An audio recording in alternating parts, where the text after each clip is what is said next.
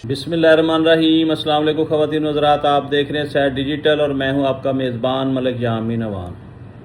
नाज़रीन, गुज़िश्ता 48 घंटों में पाकिस्तान के सूबा बलोचिस्तान को लहू लुहान कर दिया गया। इसके पीछे भारत के मज़मूम अज़ाइम हैं जो कभी कामयाब नहीं हो सकेंगे।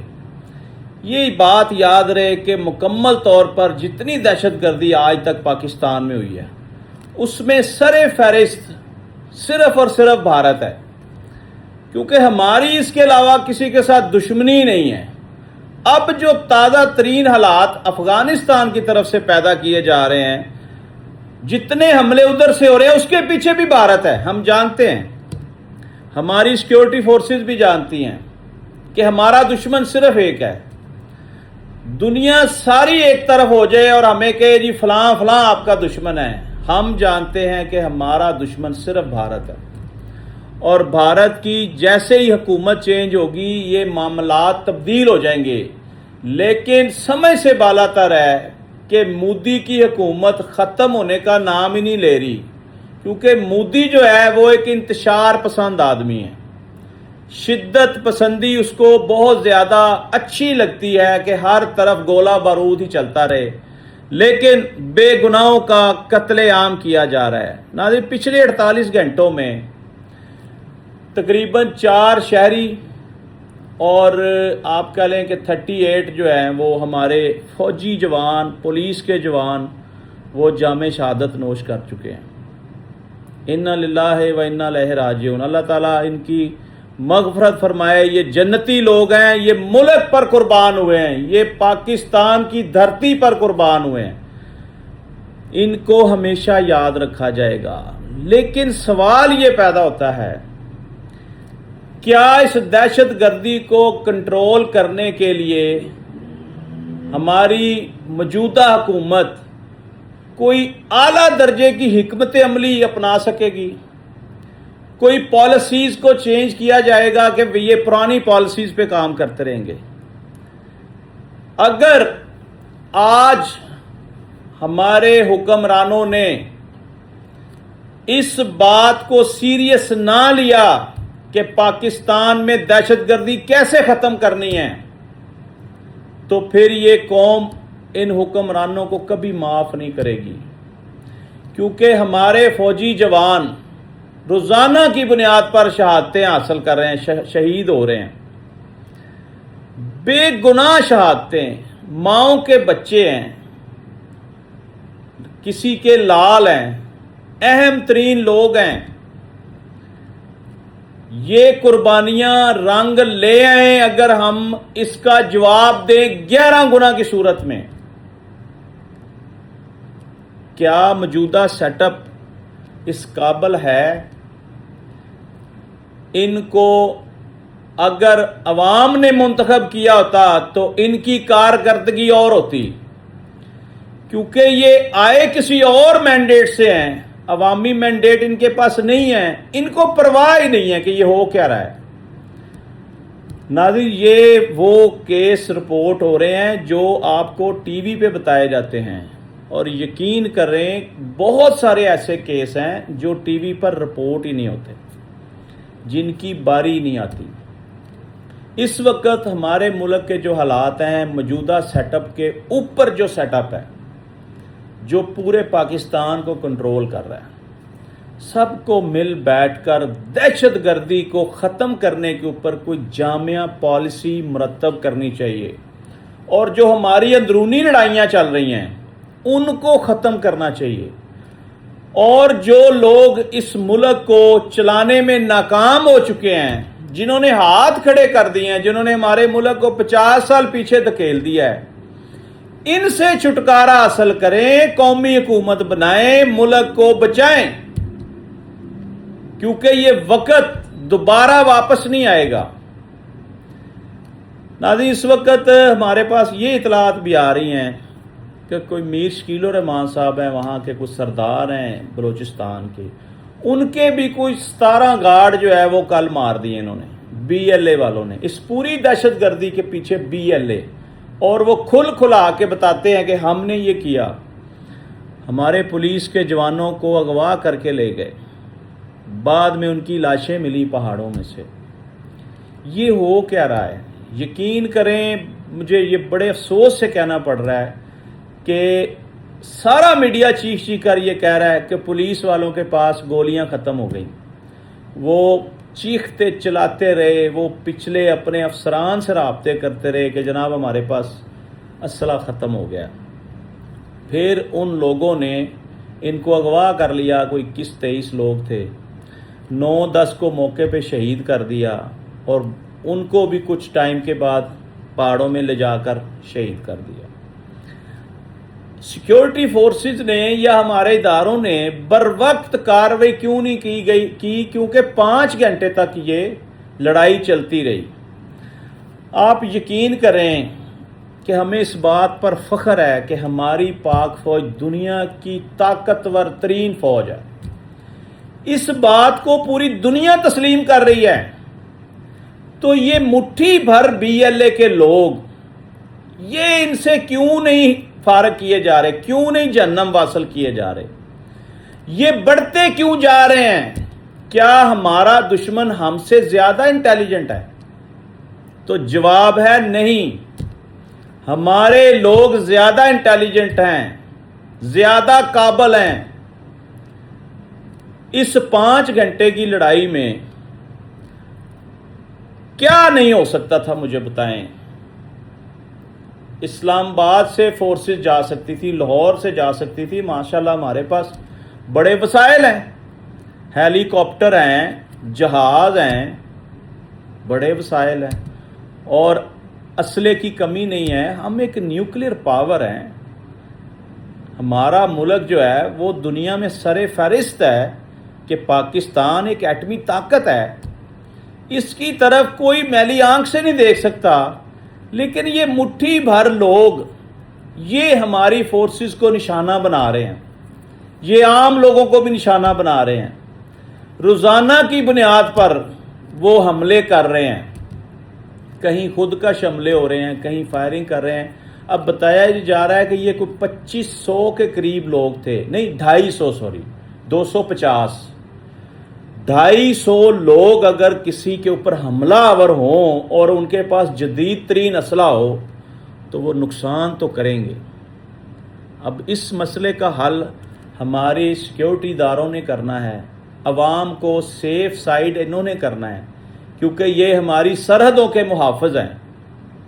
ہمیں ان سے بڑی امیدیں ہیں، اور کل DGISPR صاحب کی پریس کانفرنس میں انہوں نے بتایا کہ ہم نہیں چھوڑیں گے، ہم ایک ایک کا بدلہ چن چن کر لیں گے۔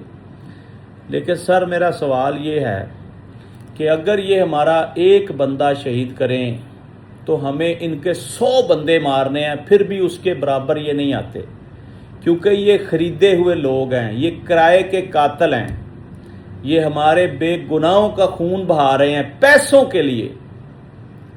پیسوں کی خاطر ہمارے ملک میں بد امنی پھیلائی جا رہی ہے۔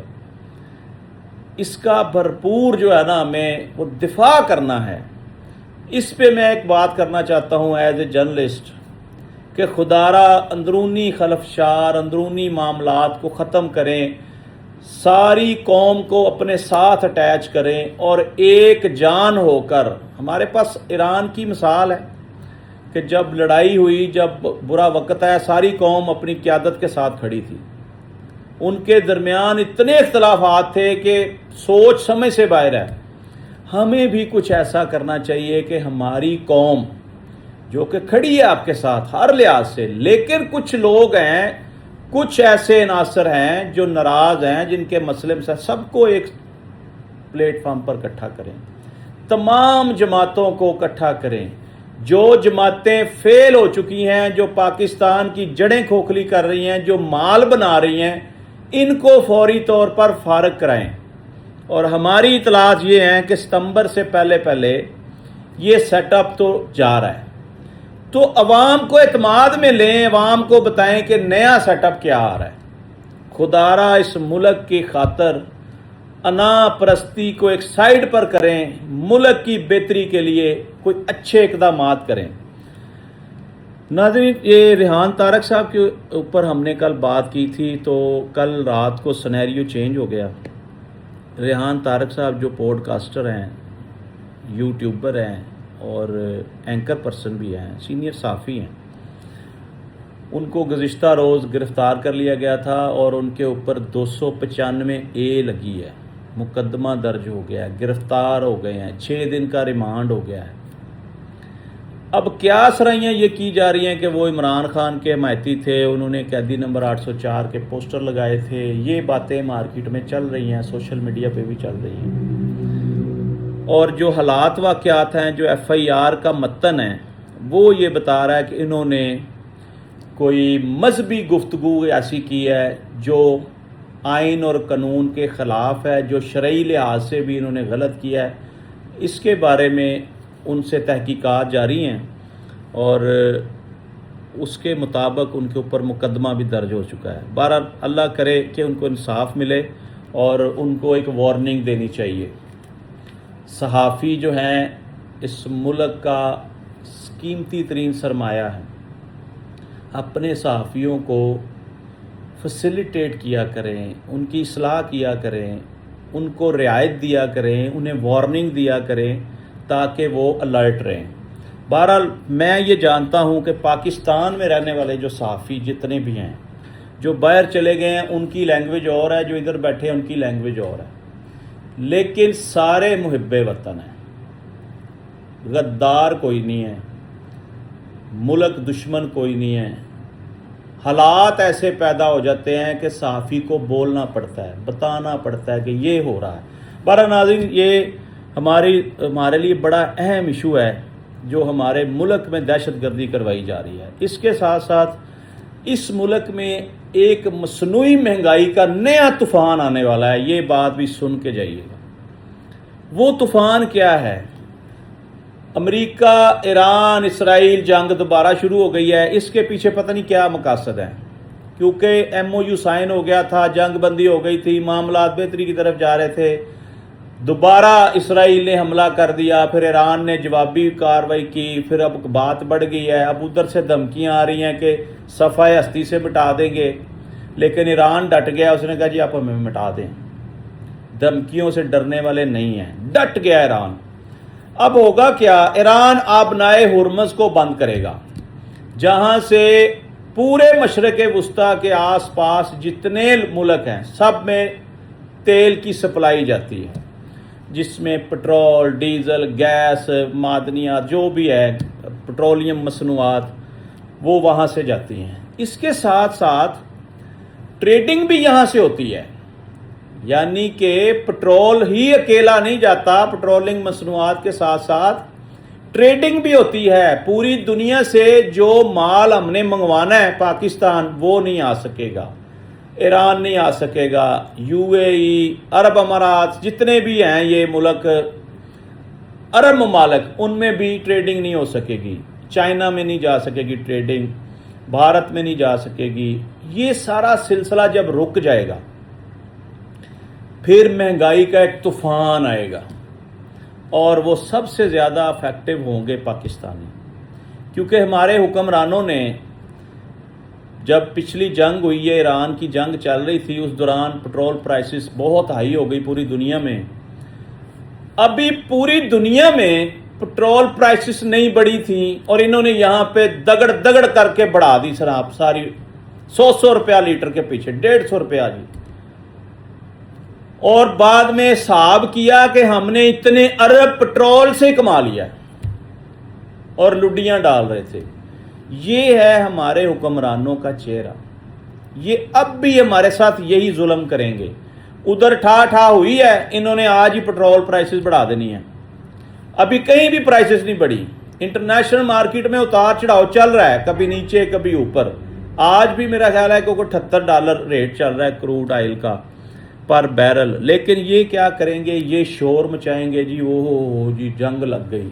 अब जंग लग गई तो कोई मसला नहीं, ज़रा गौर फरमाइएगा। पूरी दुनिया की सप्लाई चेन मुतासर हो सकती है, पाकिस्तान की सप्लाई चेन मुतासर नहीं हो सकती। इनके पास और बड़े रास्ते हैं।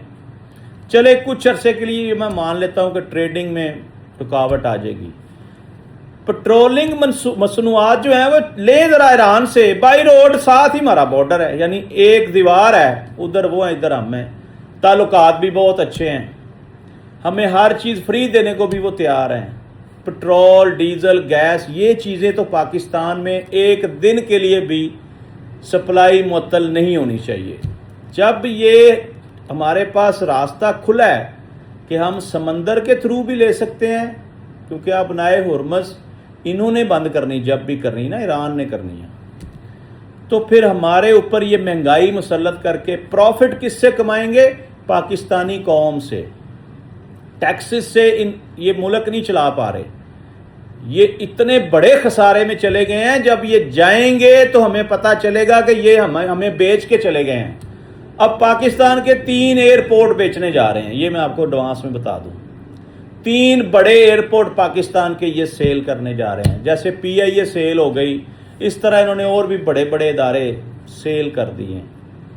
اب آپ دیکھ لیں کہ ہمارے ایسڈ بیچ کے بھی ان سے ملک نہیں چل رہا، ملک میں مہنگائی کا طوفان لا کر بھی ان سے ملک نہیں چل رہا، ٹیکسز کی برمار کر کے بھی ان سے ملک نہیں چل رہا.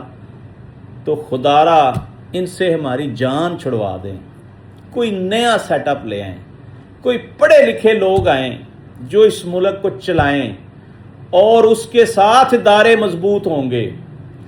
حکومت بہترین لوگوں کے ہاتھ میں آئے گی تو ادارے مضبوط ہوں گے. اگر اسی طرح کے لوگ ہمارے اوپر مسلط رہے، نہ ہم کبھی ترقی کر سکیں گے، نہ یہاں پہ کوئی دودھ اور شہد کی نہریں بہیں گی، ہمیں نظر نہیں آتا.